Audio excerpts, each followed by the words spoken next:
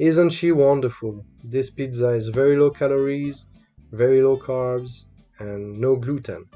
It's a recipe I've been using during my ketogenic diet, and I lost 20 kilos doing it. Very useful recipe if you want to lose fat and still enjoy your food. So naturally, a lot of my friends have been asking me about it.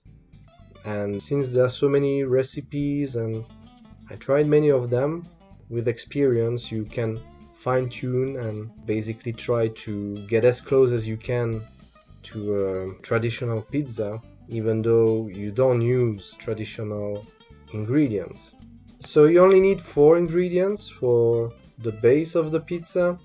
It's the cauliflower, the mozzarella, the eggs, and the passata, the tomato sauce. So basically the idea is that you are going to replace the dough with the cauliflower and mozzarella, so it's going to be much less caloric because of the cauliflower.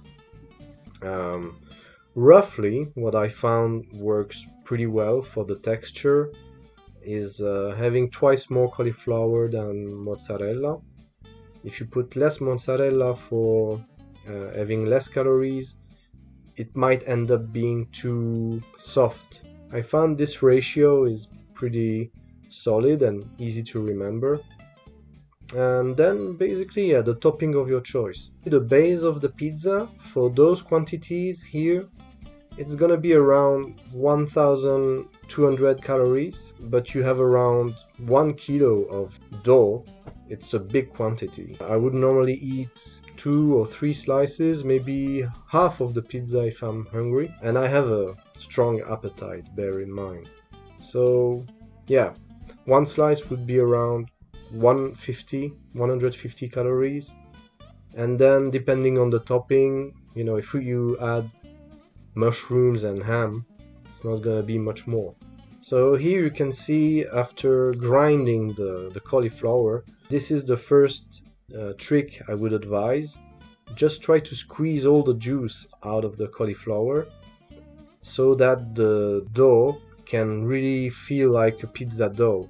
Otherwise, it can be a bit mushy. Here I'm mixing the cauliflower with the eggs and the mozzarella, showing now how it looks. You can test already more or less to see if it holds a bit.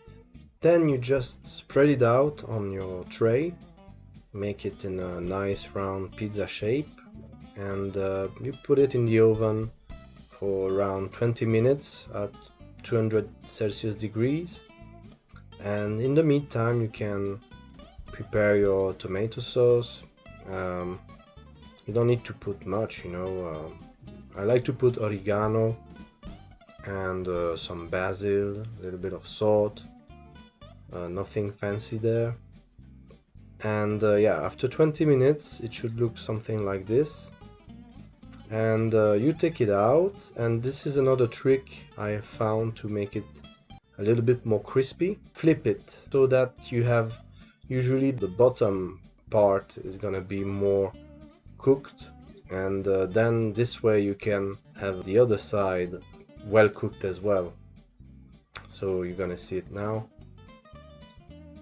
This is the technique I have found to work the best. As you can see here, there's a big difference on the upper part and the back part of it. So yeah, I like to flip it so it's evenly cooked on every side and a bit more crispy. And yeah, usually this trick, you won't find it in the recipes. It's just something that I found with experimentation. So here, this is where you put basically anything you want. I went for the 4 cheeses pizza. I put also some Roquefort. For the 4 cheeses, I think it's my favorite cheese to put because it's very flavorful. It's very filling as well. And yeah, here you can see the glory of this pizza cooking there.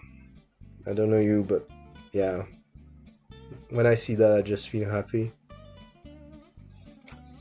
I must say, this pizza that I made for this video just turned out perfect, as perfect as it looks. Even though if we have Italian friends watching this video, I apologize for calling it a pizza. I guess we could call it the Rizza, kind of like the pizza that keeps you slim, so you have more riz. I don't know, just an idea.